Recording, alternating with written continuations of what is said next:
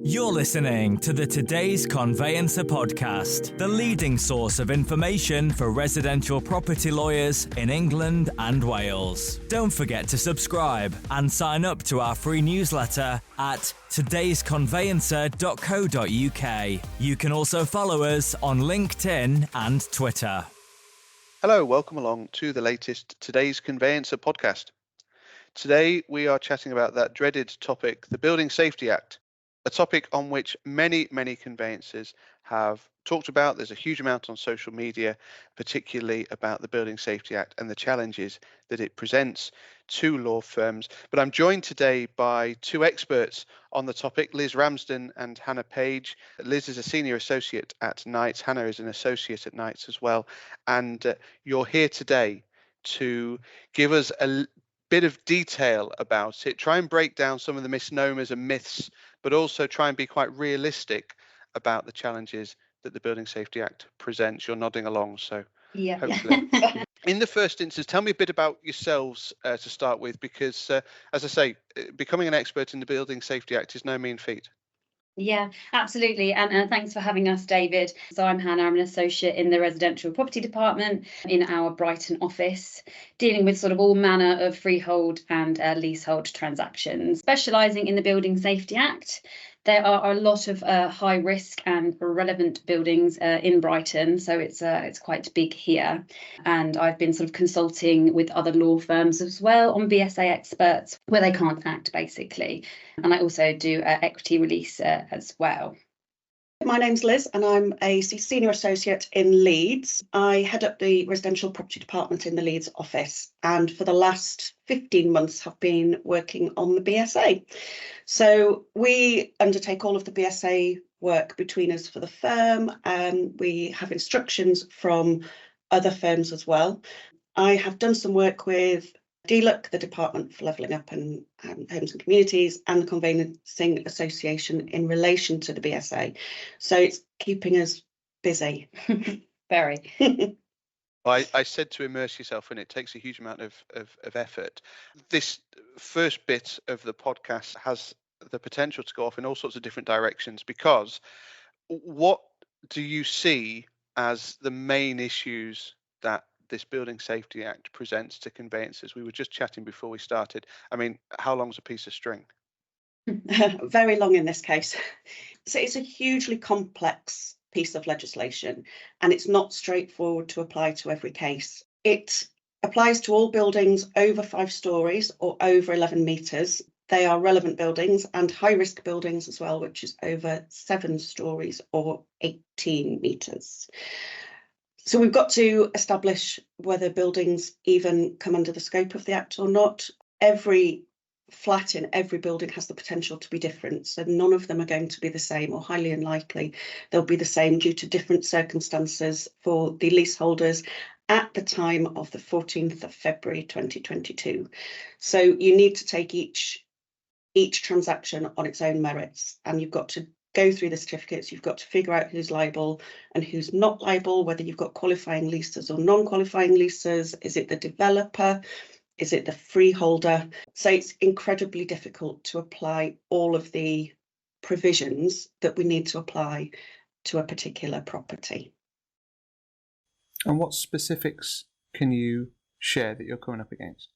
In terms of sort of an issue that we are seeing, it's the lack of education as a whole across the sector. For example, determining the height of a building, who does it fall on? Well, it certainly isn't us as conveyancers. I know a lot of people might think it should be, but it's not. And it's, you need to get a surveyor in to determine the height in accordance with the Act. Some landlords don't understand the certificates. So in terms of the landlord certificates that they need to complete, they might not understand them. They then need to go off and get their own independent legal advice, which of course takes time, which means the transaction is then held up. We see a huge number as well of leaseholder deeded certificates and landlord certificates completed incorrectly. So they might tick one box, which would mean they don't have to provide evidence, or they do have to provide certain evidence, or they need to complete different boxes. And we sort of go back and say, can you revisit this because this clearly isn't right? So then they've got to go back again and get further legal advice, which of course then slows it down even more. A lot of the Act is open into interpretation as well. And obviously, if you, as a lawyer, get it wrong and interpret it wrong, then your job's on the line. Transactions falling through as well, that's a big issue. So if the lease isn't a qualifying lease, then the transaction can sometimes fall through, because quite a lot of lenders don't actually want to lend, do they, on qualifying? No, that's right. Certainly looking at mortgage lenders, we struggle with some lenders in particular for their requirements for the UK Lenders Handbook. Some of them have very, very onerous requirements. So they ask us to guarantee the contents of a leaseholder deed of certificate. Well, I can't guarantee that because I didn't complete it. They ask us to guarantee certain other specifics in the landlord certificate as well. They want us to guarantee things. But again, I didn't complete it, so I can't guarantee that. We find if it's a non-qualifying lease, as Hannah was saying, transactions fall through because they won't lend on them. I've had mortgage offers withdrawn when a property is a non-qualifying lease. And also, there is actually no definition of the word dwelling in the Building Safety Act. So when we're looking at what a relevant building is, it's a building that contains at least two dwellings and at least 11 metres high or 5 stories. And then when we're looking at a higher risk building, that goes on to say that it needs to be 18 metres or 7 stories and contains at least 2 residential units. So when you look at the definition of residential unit, it says either a dwelling, which is undefined, or another unit of living accommodation. We're sort of seeing that this causes issues in mixed use buildings. So when you've got serviced apartments, short lets, Airbnbs, are they a dwelling and another unit of living accommodation? That there is no definitions for those. So although it's sort of likely that it's another living accommodation, we don't know if it's defined as a dwelling, do we? No, and there's a lot missing from the Act. So there's no provisions in the Act for executors completing the certificates. And if the deceased passed away before the 14th of February 2022, which is the date that all of this hinges on, there's no provision for how we should deal with that. And actually government guidance contradicts the Law of Property Act 1925, so that's not helpful. There's no provision for charitable trusts or will trusts. If they own properties, there's no provision on how we would complete a leaseholder deed of certificate in terms of that either. So there's quite a lot missing. We're finding that a lot of instances, our advice is to obtain guidance from council, but often clients don't want to pay for that. There's also a sort of a real lack of knowledge from landlords as well of the need to get quarterly checks of the doors in the building to see if they come up to fire regulations. So we will ask the inquiry, are all the quarterly checks done to the doors? And they're sort of coming back and saying, or no, or oh, now we've just scheduled them for the next quarter. So again, that's a lack of knowledge as well to the fire regulations surrounding it. It's a bit of a whistle-stop tour through some of the challenges that we face, and it's hardly surprising then that a number of polls have identified that firms simply aren't taking this on. They're actually physically turning the work down. Yeah. If we go back a step, what are we trying to achieve with the Building Safety Act in the first instance? It came about because of the Grenfell disaster, which obviously was a tragedy, and something did need to be done to try and remediate these safety defects in buildings. So the Building Safety Act 2022 founded from that basis, and the idea was to protect leaseholders from having to pay huge sums of money to remediate fire safety or structural safety defects. For example, cladding, a lot of leaseholders have paid out tens of thousands. They've lost properties because they don't have the finances for it. I've seen a service charge of £107,000 for one leaseholder to remediate cladding. So the idea was to protect leaseholders from these kinds of costs whilst making buildings safe. What are we scared of? Why are firms turning this away? And what do we need to know as conveyancers that would perhaps give us some confidence that actually we do know what we're doing? I think there's a few answers to that. So we are instructed often by other firms of solicitors to deal with the BSA aspect of a file because their insurers won't allow them to do it. Some insurers deem it too risky, so they're banned from doing it effectively without a choice. We also deal with some firms where the senior managers or the board of directors have taken the decision that they're not going to act on these matters as they believe it's too risky, given that there's so little case law to work from and huge gaps in the guidance. It can also make quotes very uncompetitive because we at Knights have invested 15, 16 months of Hannah and I learning about this, which has been fantastic. But now we need to charge appropriately for it. It's very, very specialised expert advice, and it can make quotes very uncompetitive against other firms, and so some firms aren't willing to have that level of fees.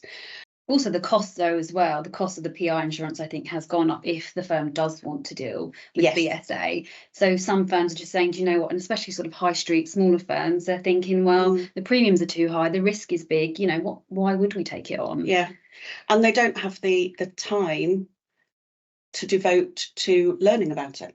Yeah, potentially. Because it's a big job, as I say. We've been working on it for 15, 16 months to get to this point. And it's all we've done pretty much, it feels like. So it's a big undertaking, I think, for firms to do it from a risk analysis side and from a knowledgeable side. The devil's advocate in me says that we're lawyers. I'm not a lawyer, but you're lawyers, and it's your job to interpret the law, though, isn't it? So what are we scared of? Why aren't we interpreting this? I mean, Hannah, you said that there's a lot of scope for interpretation in the BSA. Why aren't we doing this? This is our job, isn't it?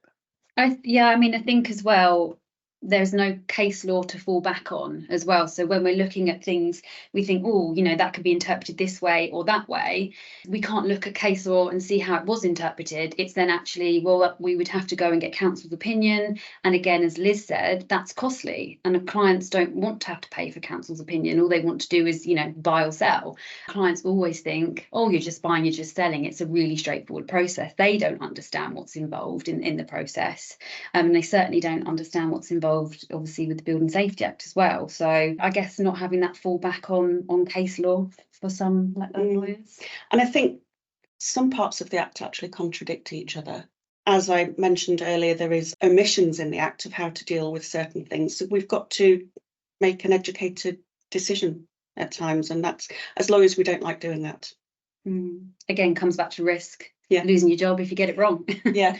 We like things to be black and white, and this is very grey. We're going to come on to the work that you've done with your own PI insurers in a second, but just want to drill into that work that you're doing with firms where you say that you're brought in to look at the BSA aspect. What specifically are you being asked to look at that firms don't particularly understand, or is there no pattern around that? So I've done a couple of files where a seller has instructed their normal solicitors that they use, and they've said, well, no, we won't act on the BSA aspect. So I've been instructed by the firm to assist with the leaseholder deed of certificate, serving the landlord certificate, and then replying to any BSA related inquiries. And I can either do it almost through the back door in the background, but I've also been instructed by a client who is selling through another firm, but she's instructed me directly to deal with the BSA aspect and liaise with her other solicitors. You've talked about the fact that some insurers are really nervous about covering BSA work. You've talked about the fact that you guys have done some extensive work with your own insurers. Can you talk me through that and what that has involved, and what's your own insurer's attitude towards BSA been? Our risk and compliance director has worked closely with us and our insurers to ensure that we can act in the BSA. So we drafted procedures and policies, inquiries, reports, specific retainers, disclaimers, and all of those have then been run past our PI insurers and our risk and compliance director, and they were all agreed. So, yeah, I mean, engaging with your insurer is vital, I think. Definitely. We've sent them everything, and they've agreed to our policies and procedures particularly. So as long as we follow those, we are fully covered. What advice would you give firms around engaging with their PI insurer? What kind of information do they need to be presenting, and how are they demonstrating that expertise that you guys have clearly invested so much time in? It's certainly before renewal. I'd say it's about talking to them very soon. And so we've given them lists of our training, the time that we've put into it, what we've done to educate ourselves on being able to apply the Act to a leasehold purchase. Yeah, I mean, we've been on various training courses with, like Richard Snape and Stephen Desmond, Ian Quayle. Yeah, so we've done a lot of training. We then sort of approached them, let them know all the training that we have done, came up with all these procedures and disclaimers, and then obviously they signed it off. They did. They did. And we have limited the scope of our retainer as well. So we're very specific on what we can and cannot advise on, and they like that a lot. I've certainly heard that before, that being really, really clear about what you do and, more importantly, what you don't do is music to the ears of your PI insurer. I know you've got some examples of the work that you've done. I think that would be really useful for listeners particularly. So Hannah, you want to just run through a case study, for example? We were acting for a buyer of a flat in a relevant building. And the freeholder was a company, so it wasn't share of freehold, so they were a separate company. And we found out that the freeholder owned one of the flats within the building. So under section 1173C of the Building Safety Act, this is what it states: if the freehold estate in the building or part of the building is leaseholder owned within the meaning of the regulations made by the Secretary of State, and then if you go on to look at what those regulations are, they say the freehold estate is solely owned by tenants in the building, whether through a corporate structure or otherwise. So the question was, the fact that the freeholder owned one flat in the building, did that then mean that the building was exempt from being a relevant building under section 1173?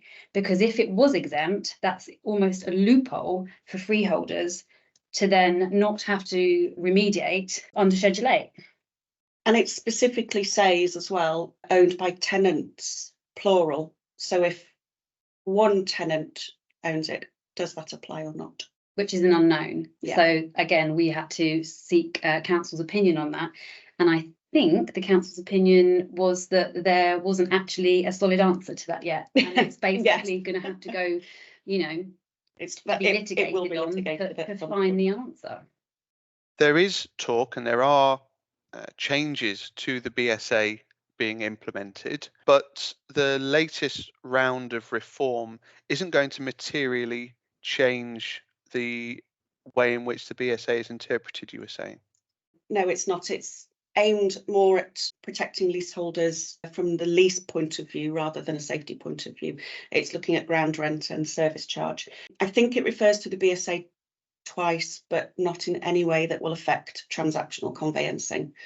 But there are changes, and there have been changes to BSA. Lease extensions is one of them, Liz. Yes, that's right. So there was an error really in the Act originally, whereby if you did a statutory lease extension, which is obviously beneficial to you as a leaseholder, you then had a non-qualifying lease, because for a lease to be a qualifying lease, it had to be in existence on the 14th of February 2022. When you do a lease extension, it's a surrender and regrant, so it's a new lease, so therefore it becomes a non-qualifying lease. So you lose the protections that are offered under the Act. So this caused uproar within the conveyancing industry. The government changed it in October 2023. They put in a statutory instrument which allowed lease extensions, anything done to extend the lease or rectify an error in a lease, which involved a surrender and regrant, as long as the area wasn't fundamentally changed of the lease, and as long as the demise wasn't fundamentally changed, then if it was a qualifying lease as at 14 February 2022, it would remain a qualifying lease. And they backdated that as well. So anyone who'd lost the protections prior to October regained them back, because they did allow it to be backdated. So that's a win. That's a win for us as conveyancers and for the leaseholders. The issue I see with the Building Safety Act is that there are so many problems with it, and we identified that at the start of the discussion, that even diving into one of them presents a whole host of issues in itself. And I use the example of anti-money laundering, where people generally kind of understand, okay, well, I know I need to know about anti-money laundering, but there are so many specific issues that impact it. Somebody might have some documents but not others. Is that acceptable? That kind of issue, that it's really, really difficult to tackle the Building Safety Act over the course of certainly a half an hour podcast. And there are still so many issues that are unresolved. We were chatting before we were recording, Liz. There are still issues out there. There are. We've got a case at the moment where we have established that we're advising a landlord, and we've established that the lease in question falls below the valuation threshold, which is 175,000 outside of London. This particular leaseholder has already paid out over £4,000 in remediation costs since the 28th of June 2017, which is when costs can be claimed back from under the Act. The legislation at Part 5 of Schedule 8 provides that these costs can be recovered, as I said, but how? There's no mechanism for it. We presume, we've talked with our litigation partners on this as well, we presume it will be through the FTT, but then there's costs involved. Is it worth it? In this instance, the landlord who they would claim the money back off doesn't have the money. So then what happens? It just reaches out in so many branches that there's no answers to. As I said, very difficult to do the Building Safety Act justice in a podcast, but it's been great to have you both on to share your expertise and insight as well. And I'm sure there are listeners screaming at whatever device they're listening on, saying, I've got this issue, I've got that issue, can you help me with this, can you help me with that? And I'm sure you both can. How can people get in touch with you if they do have queries on the Building Safety Act? So if they go onto the Knights website, so just type Hannah Page Knights or Liz Ramsden Knights, it will come up with our front page, and there'll be our email address and our telephone number. Yes, alternatively on LinkedIn, if you find us on LinkedIn, we can be contacted through there, no problem as well. Fab. Thank you very, very much indeed for coming onto the podcast. Thank you for having us. Yes, thank you. The Today's Conveyancer podcast is available on your preferred podcast provider. It's also available on todaysconveyancer.co.uk. My thanks to Hannah and also to Liz. Thank you as ever for listening, and we'll see you again soon. You're listening to the Today's Conveyancer podcast, the leading source of information for residential property lawyers in England and Wales. Don't forget to subscribe and sign up to our free newsletter at todaysconveyancer.co.uk. You can also follow us on LinkedIn and Twitter.